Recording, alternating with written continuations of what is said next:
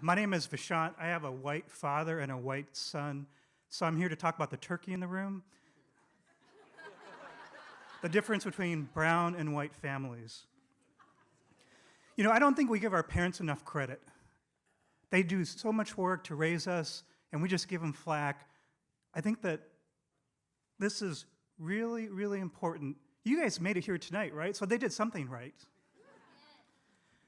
My love for the outdoors comes from my dad.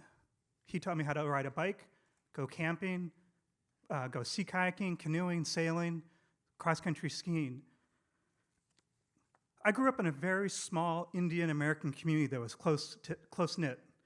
Large, white city, small Indian community. And in that Indian community, on India Day, he was the one that was making all the mango milkshakes back in the kitchen.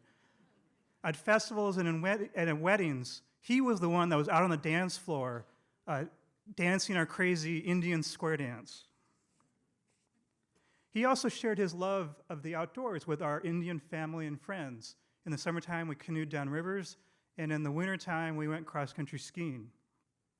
In college, I got a little bit closer to my Indian American history and roots, and I got a little bit more political and a little bit more radical. But during that whole time, I never wished that my dad was brown because he was my dad. So when you see your parents this week on Thanksgiving, I want you to give them a big thumbs up and say, wow, you guys did a great job. Sometimes when my son and I are going around Memphis, we get kind of strange looks because people don't know how we're related. This is kind of understandable. It's common. We all kind of stare. You see something that's kind of unusual, and you kind of keep looking, keep looking, keep looking. Here's the deal. I have been the father to my son for as long as he's been alive, and that's never going to change. My dad, my son, and I were in the playground over in Overton Park this summer. There was another couple there, and the elderly gentleman walked over to my dad and said, "Oh, is he your grandson?" And my dad said, "Yep." And he said, "Oh, he's really light-skinned."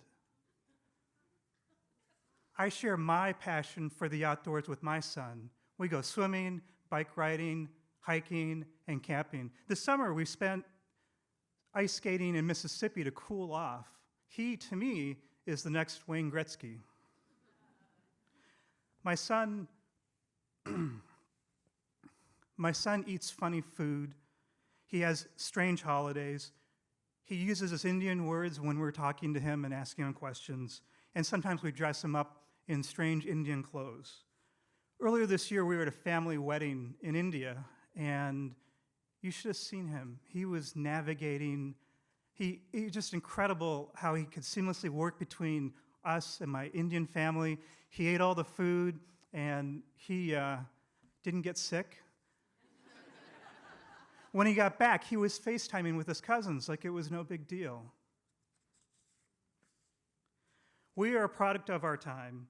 My son is growing up in a world that's different than mine. In the 1980s in the upper Midwest, my mother had to separate her work life from her home life.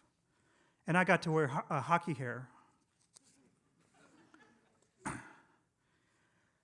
Today, my son has 8 different grandparent units.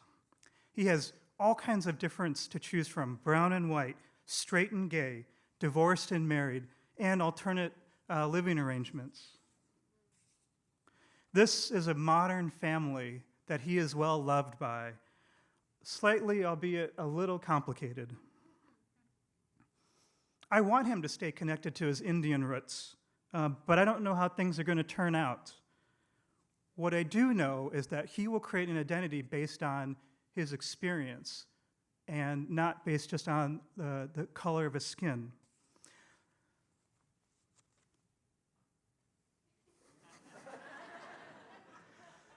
So this Thanksgiving, my son is going to be eating turkey, mashed potatoes, and plenty of Indian food.